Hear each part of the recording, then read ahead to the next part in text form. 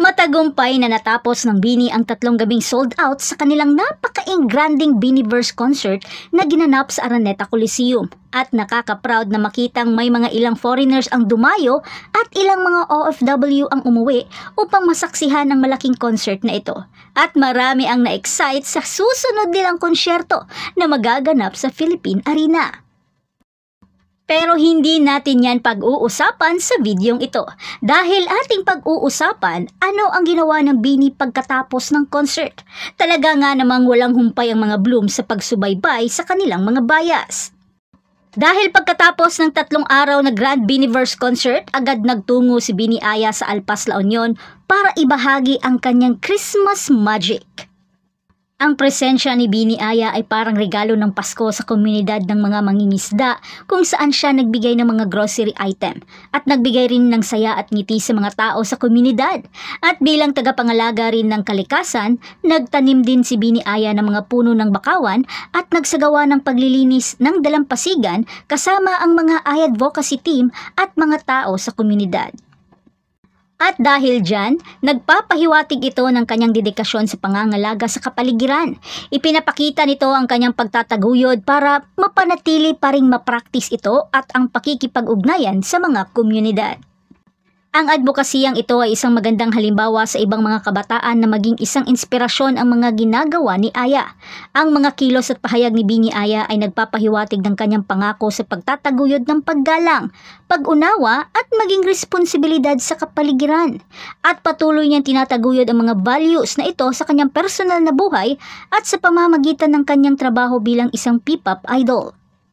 Naumpisahan na niya ito noon pa man at ngayon na full-time idol na siya ay ginawa na niya ito buwan-buwan simula noong Setyembre sa tulong ng kanilang mga ini-endorsong brand at mga kaibigan na kabilang sa Aya Advocacy. At ngayon, buo ang suporta ng management sa kanyang advokasya.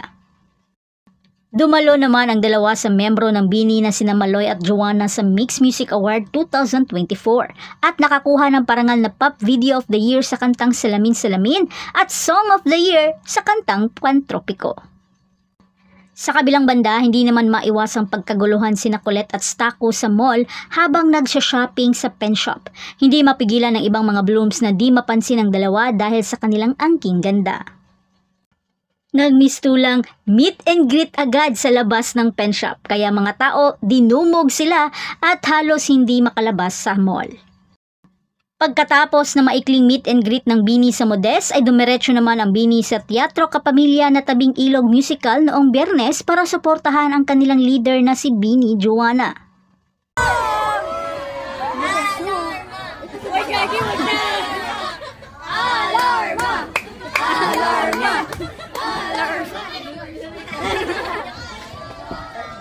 Pero kahit gaano pa kagiliw at ka-approachable ang BINI ay di pa rin ito ligtas sa mapanghusgang lipunan.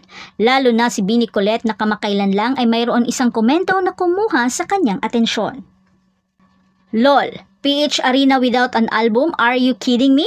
Sorry to break it to you guys but this proves it. Pera lang talaga habol ni Manman dyan. Gatas na gatas. Wahahaha. Hindi naman mapigilan ni Colette at sumagot siya rito ng pwedeng mag-wait ka? With caps lock para intense. Kung maaalala natin, bago matapos ang concert sa Araneta ay nag-anunsyo na sila na magkakaroon sila ng comeback song na may titulong Blink Twice sa susunod na taon.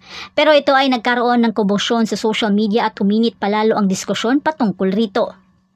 Marami ang hindi nagustuhan sa pagsagot ni Colette sa naturang komento at kailangan daw ng BINI ng media training para alam nila kung paano sumagot ng tama. Pero rumesbak agad ang mga Blooms at hindi lamang sanay ang mga fans sa mga artistang sumasagot sa fans. Marami ang nagsasabing ibahin ang K-pop idol nila sa P-pop idol dahil magkaiba naman ng kultura. Hindi mga robot at people pleaser ang mga P-pop group sa Pinas. Pati rin pala si Staco na minsanan na nga lang mahagilap sa SOCMED ay nakatiming pa ng isang komento na magpapainit ng ulo niya.